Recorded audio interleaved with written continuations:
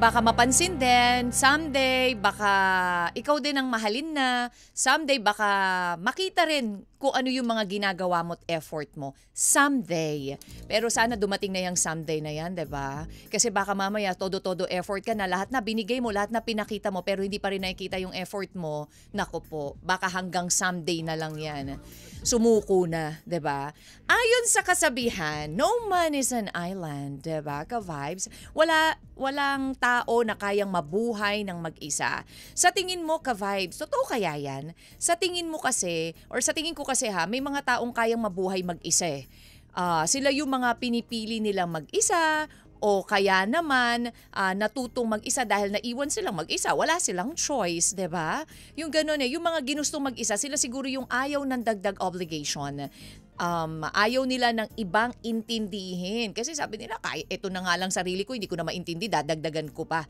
'Di ba? Kunwari sa pagta-travel, may kilala tayo na, may kilala ko na gusto niya na mag-isa lang siya. Pag hawak niya kasi yung oras niya kaysa yung meron kang kasama tas inaantay mo lang din yung kasama mo. Pag marami kasi, maraming intindihan, 'di ba? Ka-vibes ha. Ganun din sa trabaho minsan. Ang iba gusto walang storbo.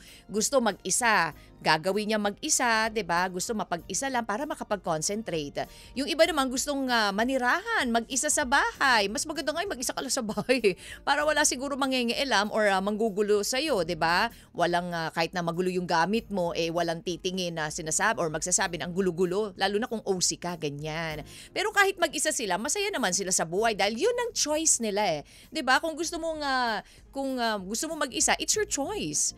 Ganun lang yun, ka-vibes. And kumbaga, lahat talaga tayo, may kanya-kanya tayong choice of happiness. Pero sa tingin ko rin, ang happiness sa pagiging mag-isa ay may hangganan. Lalo na kapag bigla mong nahanap ang kasiyahan mo sa iba, 'di ba? Tapos ang happiness na yan ay bigla ring mawawala. Paano kaya pag ganun na nangyari? No? Nahanap mo, kung kailan nahanap mo na, tsaka namang nawala. Ikaw ba, ka-vibes, kung kailan mo gustong mag-isa? Kailan mo ba na-feel na ikaw lang, ayaw mo na may kasama? Sa tingin mo ba kaya mong mabuhay ng walang partner? Minsan kasi 'di ba nasasabi natin na kaya natin dahil masaya na tayo ngayon, iniisip natin na hindi na magbabago 'yan. Parang kaya nating panindigan ng pagiging isa. So saying hello naman sa singles community, 'di ba? Pero walang nakakaalam ng pwedeng mangyari kinabukasan. Maari kang ma-in love at magbago ang pananaw sa buhay. Maari kang bumuo ng pamilya at maging mas masaya. Pero eto lang yan, ka-vibes ha. Either mag-isa ka or may kinakasama, laging may rason ang happiness. Kaya ang tanong, papaano mo haharapin ang bukas kung wala na ang iyong minamahal? Paano mo mapapasaya ang sarili mo kung wala na ang minamahal mo? Nako, ka-vibes! Abangan niyo po at samahan niyo ako, of course, ngayong Lunes, dito sa Love Me, Kathy G. Kasama nyo na naman po ang guidance nyo sa Usaping Pag-ibig. Hanggang 3:00 po tayo again, magkakasama-sama, ka-vibes. Kaya naman, abangan nyo rin po ang ating letter for today na babasahin ko. Coming from Emil. Ano nga ba ang problema at isinulat sa atin ni Emil? Siya ba'y mag-isa sa buhay? Siya ba'y may kasama sa buhay? Papaano mo nga ba haharapin ang bukas, ka-vibes? Tutok yan, ka-vibes. Siyempre, live na rin po tayo sa ating FB, sa ating Facebook. Ayan, sa mga nanonood po sa atin sa Facebook Live. Hello po sa inyo dyan. Thank you so much sa pagsama at pakikinig at panonood sa akin. 92.3 FM Radio Manila. Yan po ang aming FB page, YouTube, IG, and TikTok. Posted na rin po sa ating FB page at on my FB account ang ating question for today. Paano mo haharapin ang bukas kung wala ang iyong minamahal? Bisitahin niyo rin po my FB page, DJ Kathy G. At sabayang napapakinggan din tayo, ka-vibes, sa 102.3 Baguio and 97.5 Jensan. Walang bibitiw, ka-vibes. Tuloy lamang po ang tugtugan dito sa Love Me, Kathy G. Sa 92.3 FM Radio Manila, your favorite music radio, ka-vibes. Love. Ikaw ba, ka-vibes? Sino ba ang first love mo? Napapaisip ka kung sino, no? bigla ka na pa-flashback ngayong Lunes at napaisip ka, sino nga ba yung first love ko? Nararamdaman mo pa rin ba siya? Love mo pa rin ba siya? Wow, yung may mga first love dyan. Oo, smile ka naman. Love me, Kathy G po ang inyong pinakikinggan ngayong pong araw po ng Lunes, June 24 or June 23. Ayan, excited kasi holiday bukas sa Manila, 24 eh. Oo, June 23, 2025. Kamusta ka naman dyan sa mga nanananghalian po? Ayan, hello po sa inyong lahat. Kamusta naman ang Lunes mo? Oo, papakamot ka ba ng ulo? Dami pong ganap, 'di ba? Ang daming kaya nangyayari at ang presyo ng gasolina, nako ha, bukas or mamayang hating gabi po, ay nako, ikaw ba'y nakapagpa-full tank na? Ready ka na bang sumabak sa napakataas na presyo ng gasolina? Parang ayaw mo nang magdala ng sasakyan eh, 'di ba? Parang ayaw mo na mag-commute, parang gusto mo na lang manahimik sa bahay. O kaya, ayaw mo na magdala ng sasakyan, gusto mo na lang, commute ka na lang para, 'di ba? Pero syempre, hindi naman basta-basta din dahil yung mga driver din natin ngayon umaaray na rin, 'di ba? Ano ba naman ang nangyayari na? Anyways, pagdasal na lang din natin yung nangyayari po diyan sa Iran at Israel. Ka-vibes, paano ba kung mag-isa ka na lang? Kaya mo bang harapin ang bukas na mag-isa ka na lang kung wala na yung minamahal mo? 'Di ba? Parang ang hirap, no? Sabi nung iba, Kathy G, kapag nasanay ka mag-isa ka, okay lang. 'Di ba? Parang kaya ko, kakayanin ko, kailangan eh. Pero kapag ikaw nasanay ka na may taong nandyan sa tabi mo, nasanay ka na may umaalalay sa'yo, may nagkikare sa'yo, nasanay ka na meron tumatawag sa'yo everyday para tanungin, kumain ka na ba ng lunch, ano ba ang nabili mo sa kantin, na ulam, yung mga ganyan, pati ganun, 'di ba? Oo, lagi ka mag-iingat. Yun yung mga bagay na parang ang hirap kapag nawala sa'yo. Ang hirap mag-move on. Ang hirap parang papaano ko imumulat ang mata ko kung alam kong wala na siya sa tabi ko. Saying hello muna sa lahat po. Again, ang mga nanonood po sa ating FB Live, to my BFFs, to my best buddies. Ayan ha. Hello, Don. Ayan, from Taytay Rizal, and also to Attorney Will dyan, listening from Okura Hotel, Pasay. Hello din. Kina Dayan Mendoza dyan sa Taytay. Nori Benicisto, Kathy G, and William Martel and Gloria Kimishano. Sa lahat po ng mga nanonood, ayan, abangan nyo po ang ating letter for today. 'Di ba? Nakakalungkot kapag yung taong minamahal mo, yung taong inaasahan mo na magiging sandala mo, wala na. Paano ba ako kikilos nito, Kathy G? Nawala na yung isang paa ko. Nawala na yung isang kamay ko. 'Di ba? Yung ganun na sitwasyon. Or nawala na yung daliri kong hinlalaki ko, Kathy G. Well, ka-vibes, abangan nyo po ang ating story for today. Meantime, bisitahin niyo po ang aming FB page, YouTube, IG, and TikTok, 92.3 FM Radio Manila. Again, tayo po ay napapakinggan din sa 102.3 Baguio and 97.5 Jensen. Hello po sa mga ka-vibes po nating driver, and of course, sa mga ka-vibes din natin ng mga nasa tindahan, bagong bukas na naman, 'di ba? Bagong paninda. Ayan, at pag-a-attract ng mga customer, dapat kapag Lunes, ina-attract natin ang swerte, ina-attract natin ang positive energy, ang good vibes. Ayan. At syempre sa mga nasa opisina na nakikinig po sa akin ngayon at na nanonood sa FB Live, hello po sa inyong lahat.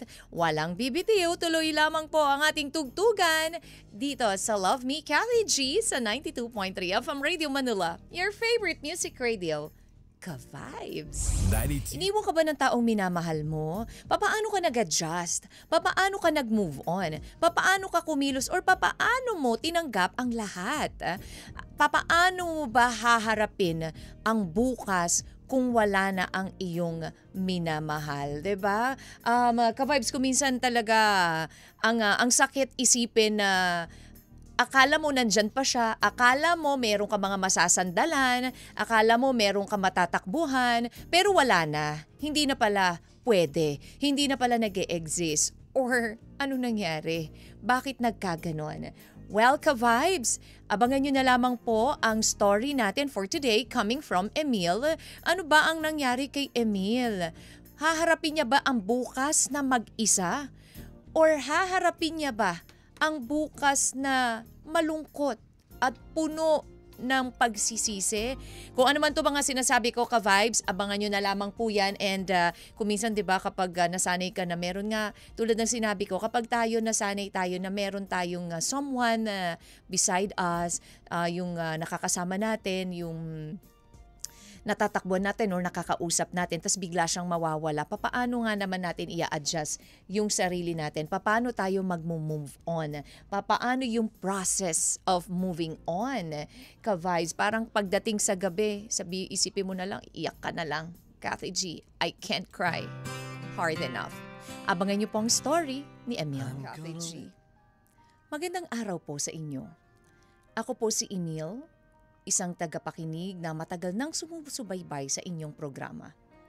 Ngayong araw nais kong ibahagi sa inyo ang kwento ng aming pamilya. Isang kwento ng pagsubok, pagtitiis, at sa huli, pagpapaubaya. Gaya ng iba, hindi rin perpekto ang aming pamilya, dumaan kami sa maraming unos. Pero ang pagmamahalan at pananalig sa itaas ang naging dahilan kung bakit nananatiling matatag ang aming pamilya. May pagkabasagulero ako nung bata pa ako, Kathy. Siga sa school at madalas akong ipatawag sa guidance office dahil sa pakikipag-away sa mga schoolmates namin. Kathy, nagsimula ang pagmamahalan namin ni Lara nung kami ay nasa kolehiyo pa. Hindi ko inakala na magugustuhan ako ni Lara.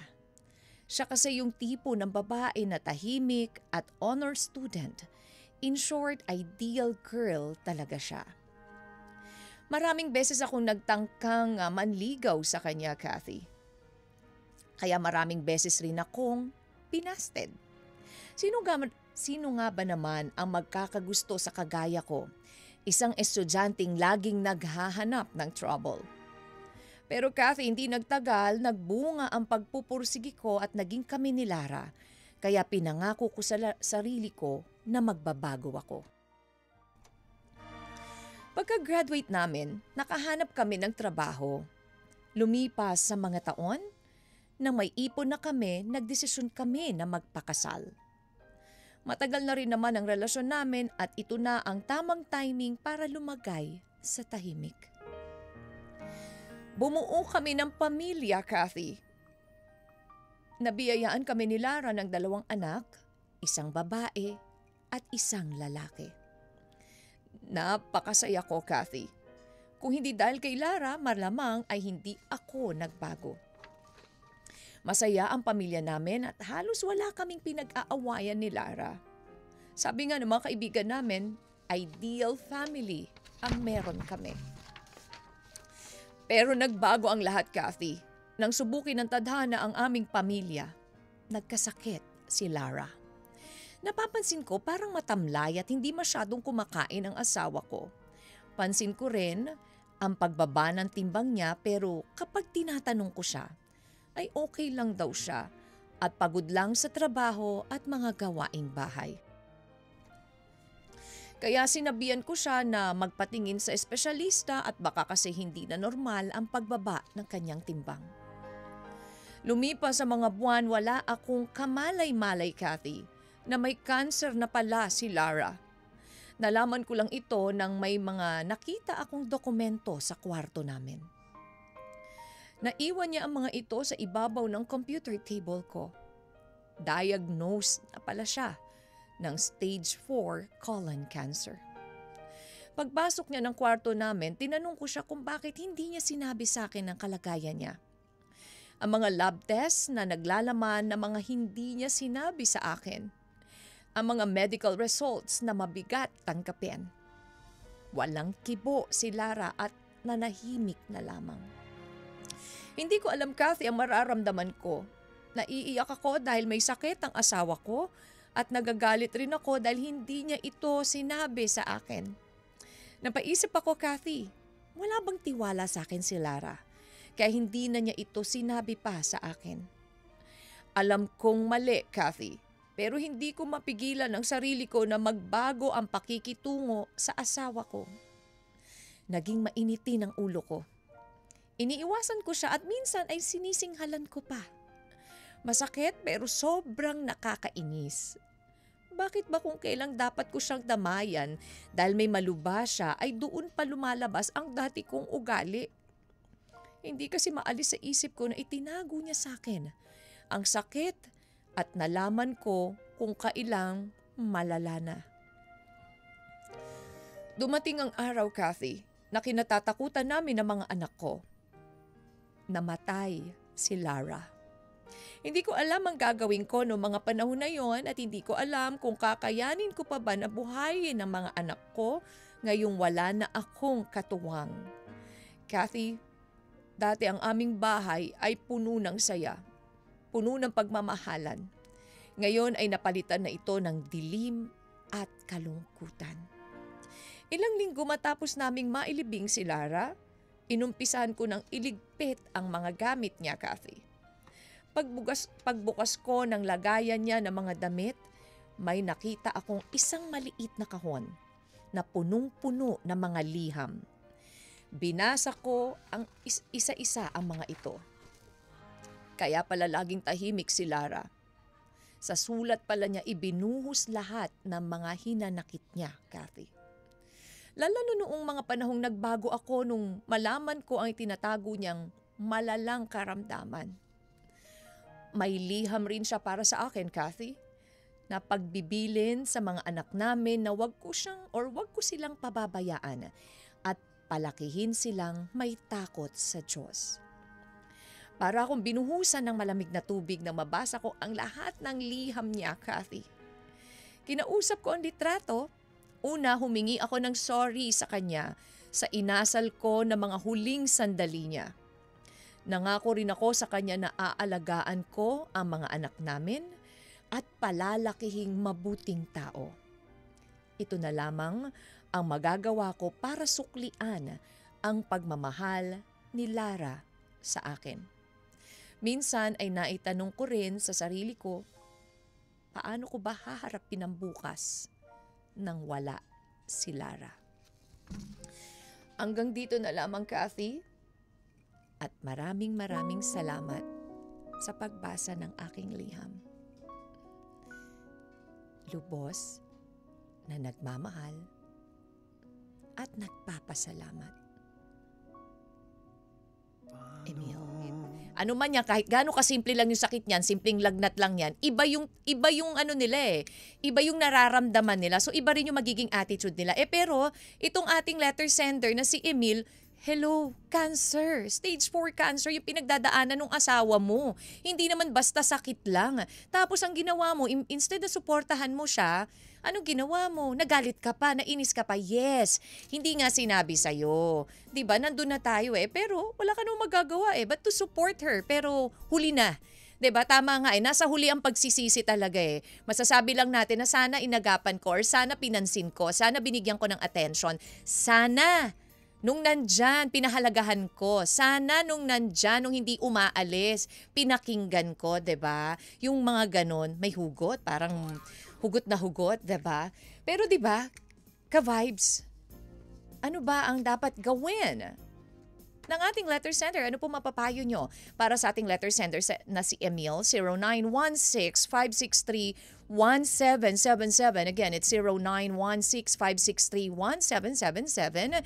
At posted din po yan sa aming pong FB page, 92.3 FM Radio Manila, or my FB page, DJ Kathy G. At sa lahat po ng mga nagbibigay at nanonood pa rin sa ating FB Live, hello po sa inyong lahat. Ayan, ano masasabi nyo kay Emil? Nakaka-touch, nakakalungkot yung story, lalo na kung naiwan siyang mag-isa at yung dalawa nilang anak. Paano nga naman ang gagawin ko ng ganito, Kathy G? Every time na nakikita ko yung letter, yung liham niya sa akin, nakukonsensya ko. Sana kaya pang ibalik yung kahapon dahil still nandito pa rin sa puso ko ang aking asawa. Payuhan po natin ka-vibes si Emil. Dito lang yan sa your favorite music radio, 92.3. Ka-vibes. Sa kapwa mo, only heaven knows. Ano man mangyari sa buhay mo, ano man mangyari sa mga pinagagawa mo, only heaven knows. Kaya magpakabait ka. maging mabuti kang tao. Huwag kang pasaway. Huwag kang matigas ang ulo. Ayan. Only heaven knows. Ano man yan nilalaman ng puso mo, ka-vibes? Only heaven knows. Well, ang ating pong letter sender na si Emil, nakakaiyak po yung kanyang story na medyo nakakainis. Kasi nga, bakit ka nagalit during the time na alam mo naman may pinagdadaanan yung asawa mo? Si Emil po, ang kanyang asawa na si Lara, maganda ang pagsasama nila. Happy family, walang problema until dumating ang pagsubok sa kanila. At ito'y nang malaman niya na may sakit nga ang kanyang asawa na si Lara. At huli na dahil stage 4 na colon cancer ang sakit po nitong si Lara. Ayan, at hindi po sinabi ng kanyang asawa, ay tinago ito sa kanya at nalaman niya lang nung malala na dahil sa mga liham na kanya pong natagpuan, mga dokumento na nakita niya na nagpapatunay na may sakit ang kanyang asawa. So instead na damayan, nagalit, nainis itong si Emil dahil bakit di mo sinabi? Bakit ngayon pa? Bakit ngayon sasabihin kung kailang huli na ang lahat? Pero speaking of colon cancer, ka-vibes ito po yung may early warning signs ang colon cancer at ilan sa mga yan, yung madalas na pag-iiba ng bowel habits natin ay manipis o malapensil na dumi. Naku, pansin or parang goat. 'Di ba? Yun ang sinasabi nila, parang yung dumi mo ay parang dumi lang po ng goat, yan, ng kambing. Diarrhea or constipation, dugo sa dumi, madalas na pananakit ng tiyan katulad ng cramps o bloating. I-double check nyo na po yan, yung heavy feeling sa tiyan, yung parang hindi ka ma-burp, para ka na lagi nasusuka, pasintabi po, ayan Hindi maipaliwanag na pagbabawas ng timbang, nangangayayat ka, at madalas na pagkapagod o panghihina. Those are the early signs po ng colon cancer. At kapag kayo po, yung, di ba syempre, lalo na kapag kayo nag-a-acid ka or lagi, medyo ipacheck nyo na po yan. Mahirap na kapag lumala yung mga ganyang klase ng sakit. Ito po ang mga payo para sa ating pong letter sender na si Emil. Ito, sabi ni Benjilu Kibo. Ayan, bago po ito Hello po sa mga nanonood po sa atin sa FB Live. Good afternoon, Ma'am Kathy G. Shoutout po sa Valenzuela at sa lahat po ng security. Kamusta po kayo? Lahat po ng mga security dyan sa Valenzuela, mabuhay po. For me, ma'am, masakit po pero kailangan niyang tanggapin dahil siguro tinatago ng asawa niya na para hindi siya mag-alala sa kanya o talagang naglihim siya pero may purpose po kaya ganun. Masakit sa lahat ng sakit pero dapat ay intindihin mo pa rin yung asawa mo. Bagamat may timing na ang buhay niya sa mundo na to, kaya kung naiintindihan mo sana kahit papano mawala man siya, pero kahit masakit man, tanggap mo at nakakaintindi ka sa kinalalagyan niya. Ayun na po, ayos na po yun sa kanya. Masakit talaga kahit kaninong asawa mawala sa'yo. Grabe po, pero ganun talaga, ang Diyos lang ang may alam kung kailan tayo kukunin. Pakatatag ka lang po at alam din naman ng asawa mo kung ano ang klasikang tao dito sa mundo, kuya. God bless po. Thank you so much, Benjilu Kibo, sa iyong payo. Sabi naman ni Nori Lorica Benesisto, para sa akin, Kathy G, kung ako'y mag-isa naman, this is to answer the question, paano mo haharapin ang bukas kung wala na ang iyong minamahal? Dahil sa maraming dahilan, siguro kakayanin ko na lang mag-isa kesa naman habang buhay akong stress at lagi nasasaktan. Nanay na akong mag-isa or nasanay na akong mag-isa, hindi talaga na bumitaw sa isang relasyon na hindi mo na kayang dalhin. Yun siguro, ganun na lang ang gagawin ko, move on. Thank you, Nori Benesisto. And hello din, sabi ni Miss Altesa, nasanay na akong kasamang hobby ko, may umalalay sa akin pero wala na siya, mahirap pero kakayanin para sa mga anak at apo at gabay ng Panginoon, of course. Ayan, sabi ni Miss Altesa Sino Cruz. Thank you, Miss Altesa. And saying hello muna sa lahat po ng mga nanonood sa atin sa FB Live. Si Dayan Mendoza, Hans Manrique, Miss Maribik Mimik, hello. Dines Gahoy, shoutout po kay Mama at Papa nakikinig po sa Cabuyao, Laguna. Hello po sa inyo dyan sa Cabuyao, Laguna. And of course, sa Pasmar Transport Corporation Jeepney Driver, biyaheng Marikina naman, Pasig. Tune in sa Love Me Kathy G. Salamat po, Gloria King Misiano. And sa lahat po ng mga nagsiselebrate din ng birthdays today, happy birthday. And happy birthday to Dayan Alcantara. And hello to Edsel Nokum, and belated happy birthday to Tita Nene de la Rosa. And hello to my friend, ayan, Rosel, the pretty girl De La Rosa, ang mabait kong friend. Ayan. Hello, thank you so much for tuning in. At standby po, Miss Sari Lerma, William Mortel at sa lahat pa rin po na nagbigay ng reaksyon at payo for Emil Ka-Vibes. Hulaan nyo rin po ang ating title for today. Naisip nyo na ba kung anong title natin? Padala nyo na po yan sa 0916-563-1777. Who knows, baka ikaw manalo ng 500 pesos. Kaya Ka-Vibes, tuloy lang po sa tugtugan at tutok lang dito sa Love Me Cathy G sa 92.3 FM Radio Manila. Your favorite music radio, Ka-Vibes. Can do. Katulad na lang itong nangyari dito sa asawa ni Emil na si Lara na hindi sinasabi yung kanyang nararamdaman. 'Di ba? Only love can do. Kasi nga, dahil sa mahal niya itong asawa niya, pwedeng ayaw niya itong mag-alala, ayaw niya itong mag-isip, kaya sinasabi niya na lang through letters yung kanyang mga isinusulat niya na lang yung kanyang mga nararamdaman until malaman itong asawa niya na si Emil itong totoong karamdaman ni Lara na ito pala ay stage 4 colon cancer na. Ngayon, nagalit si Emil dahil hindi pinaalam ng kanyang asawa na ganun na pala kalubha yung sakit nito na sana ay naagapan or sana ay nandyan siya. Pero nung time na nalaman niya na may sakit, nainis siya, nagalit siya. Bakit kasi ngayon mo lang sinabi? Bakit hindi mo pinaalam noon pa? So instead na pangunawa at pag-aaruga ang ibinigay nitong si Emil sa kanyang asawang si Lara, galit, inis. Kasi nga naiinis siya dahil hindi pinagtapat yung totoo. Alam niyo po ba na habang ang lahat ng babae at lalaki ay nakakaranas ng depression kapag nawala yung kanilang partner o yung kanilang asawa, ayon po sa mga pag-aaral, mas mataas ang depression rates ng mga lalaki kaysa sa mga babae at mas naghahanap ang mga lalaki ng makakaramay. Totoo ba yan? So kapag pala nawala yung partner nila, naghahanap, syempre, alam mo yun, nasanay sila na may kasama So, ang tendency, hindi lang isa.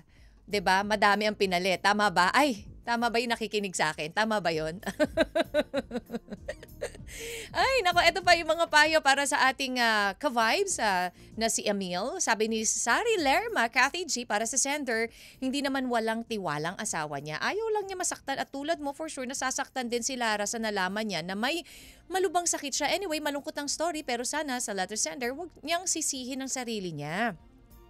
At siguro inisip niya na isa siya sa dahilan kung bakit wala na ang asawa niya nung mga panahon na nagbago na ang pakikitungo niya sa asawa niya after niyang malaman na may sakit ang asawa niya. Magpakatatag siya, gawin inspirasyon ang kanilang mga anak para patuloy na mabuhay. Yun lamang po. Thank you, Miss Lerma Sari. Same story lang pala kami ni Emil na wala rin ang little brother ko, sabi ni William Mortel.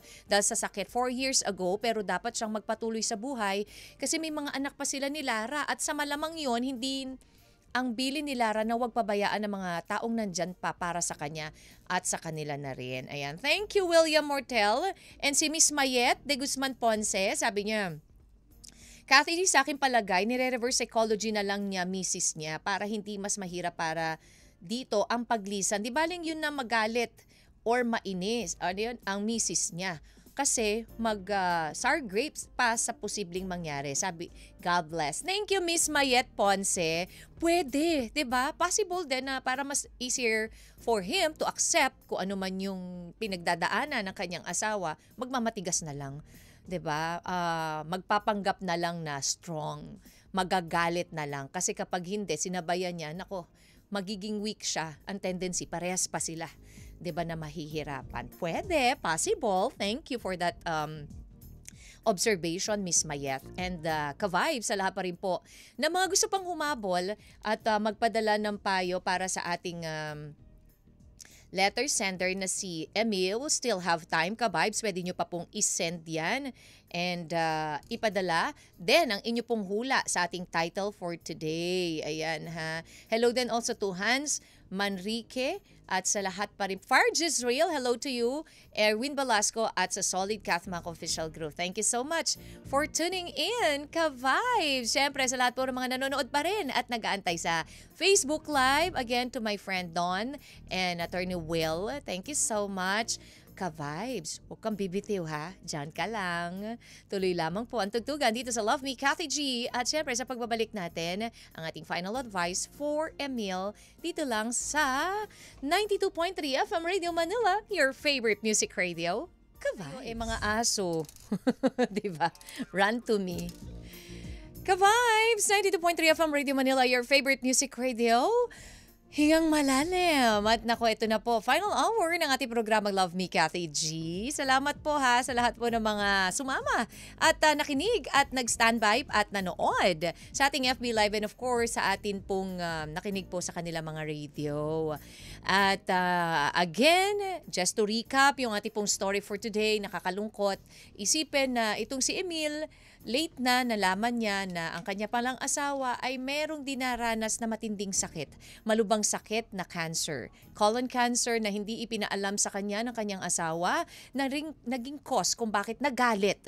Instead na pangunawa, instead na pag-aalaga at pag-aaruga ang kanya binigay sa kanyang asawa, galit at inis ang binigay niya rito during the time na nagsasuffer yung kanyang asawa from sickness from dun sa sakit nga na colon cancer. Kasi nga naiinis siya dahil too late eh. Wala na tayong magagawa dyan eh. Until dumating nga ang oras na hindi nila gustong dumating, ito yung mawala nga si Lara. Tuluyang mawala si Lara dahil sa sakit na colon cancer. Ngayon, ang masaya at punong-puno ng kaligayahang pamilya ni Emil ay ngayon ay gumuho na. Kumbaga, naging gloomy na ang kanilang tahanan sa pagkawala ng kanyang asawa. Ngayon, doon niya lang na-realize dahil nung nabasa niya yung mga liham na doon pala ibinubuhos nitong si Lara ang kanyang pains na pinagdaraanan doon sa sulat na nabasa ngayon ni Emil. Na yun pala, pinagdadaanan mo. Pati yung mga bilin nandoon sa liham na darating ang time kapag wala na ako, alagaan mo yung ating mga anak at mahalin mo sila at palakihin ng may takot sa Diyos. Yun yung ano. And yun nga, para dito kay Emil, sayang eh. Diba, Kati G? Paano pa bang gagawin ko? Again, thank you so much sa mga nag-share po ng kanila pong reaksyon at payo for Emil. And alam nyo, ka-vibes, hindi sa lahat ng oras kailangan nating manahimik. Kung minsan mas mabuti pa na magsalita at sabihin ng totoo kaysa itago ito, then huli na bago mabigyan ng solusyon.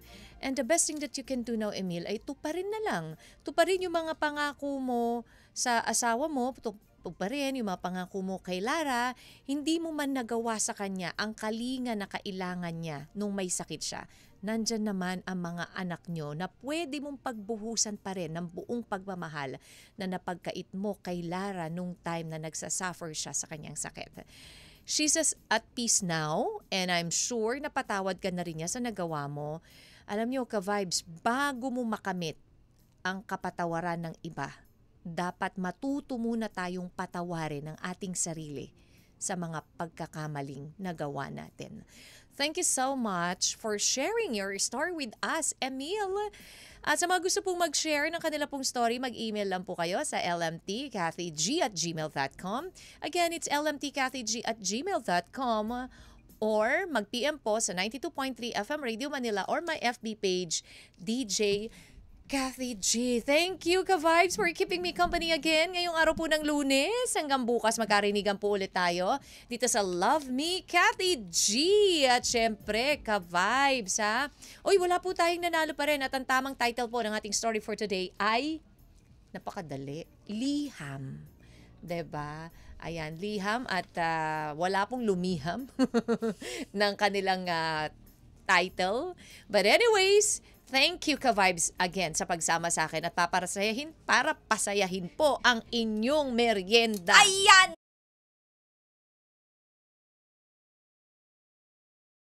Hanggang alas 5:30 ng hapon ang programang Banana Crew. Oo. Ayun nga, kanina kasi natanong ko na sa yung lutang moments. Yes. Meron ka pa ba mga lutang moments? Ano pa ba yung mga, kanina lang. Every Monday talaga may lutang Monday moments. lang. Parang araw. Parang araw-araw naman lutang, Diyos. Aminado ako doon. Oo. Bakit? Marami ka ba iniisip? Sabi kasi nila, nagiging lutang ka kapag, alam mo yun, preoccupied ka ng mga pangyayari sa paligid mo or, alam mo yun, ay, umiiyak. Parang, Si DJ Kati G. Charis. Dumulog. ano ba problema mo? O sige, DJ baka Kat, pwede kasi natin. marami ako iniisip. Ay, ganun ba? Pera. Okay. Ayun na. Sige, mamaya mo nalang idulog yan doon sa partner mo. Yun ang makakasagot niyan. Susunod na po ang Banana Crew kasama, of course, DJ Kim Sorba and DJ Jai Ho. Susunod na yan, dito lang sa 92.3 FM Radio Manila. Your Favorite Music Radio, ka-vibes! 92.3